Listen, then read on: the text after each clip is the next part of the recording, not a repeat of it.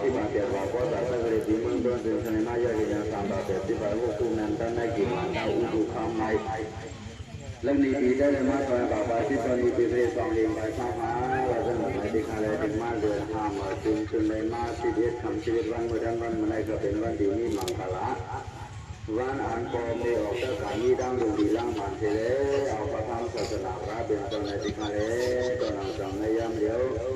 อันเป็นความค่อยความร้องเข้าค้าในกอลูการย่อยตัวโตดีงามเสร็จดูล่างตามตาดูล่างหลังดินเอาขาดังโมดาเสียงเช่นนั้นในก็เป็นเพราะว่าเจ้าสาวเป็นเพราะว่าอย่างนั้นย่อยตัวโตดีงามที่คาเลยตอนเราจะในย่างเดียวอันเป็นปอสามปอสามปู่อันเป็นปู่เป็นจริงเป็นออกเป็นนายเจ้าสามมาเจ้าตั้งมาเอาขาขึ้นนั่นเดียวกันในเสื้อเอาขาตะการมาให้เป็นอยู่วิสาขยาผู้สูงวัยผู้สูงมโนผู้สูงทั้งเสียงขึ้นในทะเลสามเอาขาทั้งหมดทั้งเสียงขึ้นในมีดังวัตถุเงินทองแต่มาลองมาตานย้อนเหตุเป็นปอกมีโยเจ้าสามมาเอาเขาเจ้าสามมาเอาเขาผู้สูงผู้สูงผู้ป้าว่าเท่านั้นในที่ทะเลอันใดจึงสังบ่ใส่ที่เตเลยเฮ็ดเป็นเจ้าสามเจ้าสามทั้งหมดทั้งเสียงได้ผู้ต่อผู้ผู้บ้าอันเฮาทางใดเฮ็ดได้ทางแดงในของทั้งเสียงได้มูลภูสาหน้ามูลภูศิลาเสียงได้สวยเฮ็ดกับฮับเทหัดกับอันนั้นดีทั้งหมดทั้งเสียงได้ในทางก็เป็นเทพีที่สัตเทคนเทคนเก่งอยู่กันในสังเทศเก่งอยู่เช่นนั้นในรังเทมีเทเทรู้สิมาเทของที่ต่างที่ต่างหาว่าอย่างเมืองทั้งเสียงได้ในสังแต่เป็นอาเทศีรามกาวิสามดังอย่างสุหาอย่างสุหาสร้างเจตนาตราหาจองรองเครื่องดีปุริกรรมหลักลายทั้งหมดทั้งเสียงได้ในกอยระดับทั้งทั้งเอากินในย่ำในเขาวันทั้งมื้อนะทั้งหมดทั้งเสียงขึ้นในบ่เลยอยู่รูปโดยตรงก็จะเห็นเสื้อสาอะไรอยู่อายุวันสุขภาพปฏิขันในจุลหะสหปะอายุหลงที่บนที่บ้านเด่นบนตัวอยู่มนต์เส้นในบุญในวันคำเสกคำติขาในสิ่งในย่ำเดียวอะไรเป็นปอสังเมสังในสังปอสังเมสังทั้งหมดทั้งเสียงขึ้นในสังก็ออกลงมีออกลงอันได้เอาเข้าอันได้เอาลูกร่างกลางเต้าลูกร่างหลานเลี้ยงเขาทั้งศาสนาพระเป็นเจ้าเฮ็ดเองเจ้าสั่งให้ร้องบ่ดังถึงมือดังวันเมื่อไหนมาจังในที่คาแล้วเขามีดังนว่าต่อมาวัตถุมึงต้องจะได้มาย้อนให้บอกมีย้อนให้เขาทำบ่ได้ดีกินวันมีสุขมีลาภมีหมายให้การกินให้จงกับวันตามวันเก้าหมายมันเจ้าการสังกัดบ่ได้ดีเสียอะไรต้องเสียดายผู้เขาผู้ดังนั้นดังนั้นนั้นได้อยู่แบบดีสิเกิดกำลังจึงยินยาวหาเงินหาทำให้คนให้มัน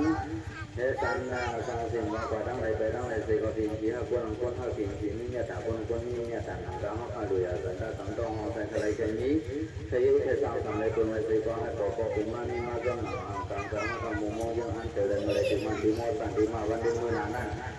เฮาขาทั้งหมดทั้งเสียงจะได้ผู้ใดสันโตเป็นที่ว่าสิ่งที่ถูกจังราก็จะง่ายๆเลยตราสิว่าอะไรง่ายๆออกไปที่เดชอาเห็นไปหาปากผู้กำกับบริณมาสิจันโสสิจันนิปันรามเนี่ยนั่นง่ายลงทุนพระสิไหลมันผู้ป้องผู้คนผู้คุณผู้นานผู้ยิ่งผู้สายผู้สิงผู้นายดำมดังเสียงตะดำเลยที่ทางทาง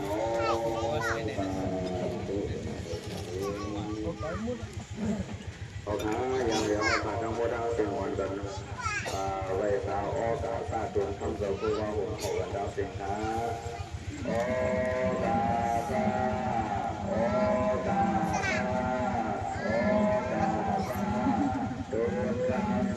ผู้ว่าในการกระสามเยือนผู้ใดเกินผิดกว่าธรรมะสักเยือนเกินให้หมดสามผู้ว่าสั่งความหวังคุกไว้ภายในวันสามหาวันตนาร้องย้อนวันขันโตไว้ที่เอา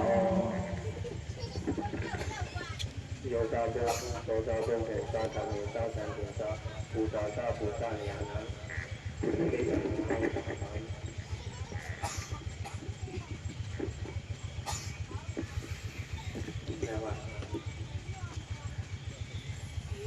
จบ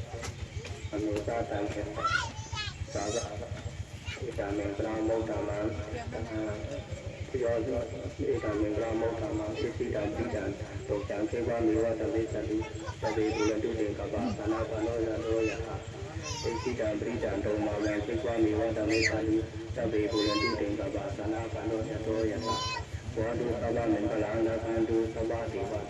สบาโบธานุภาเวนะสตาสุขิโหตุเต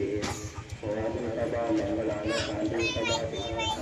สบาสัมมานุภาเวนะสัตตาสุติภวันตุเตขอดูสบามังคลานาคันตุสบาติวันตาสบาสังฆานุภาเวนะสัตตาสุติภวันตุเตสติริโยเวสันมัตตวันโดนตรายาสติริกายุตังบวะอวิวันดนาหิริกาลิกาลิกาสายิโนสัตตาโลธรรมะโวตันติอายุโนสุขังบาลัง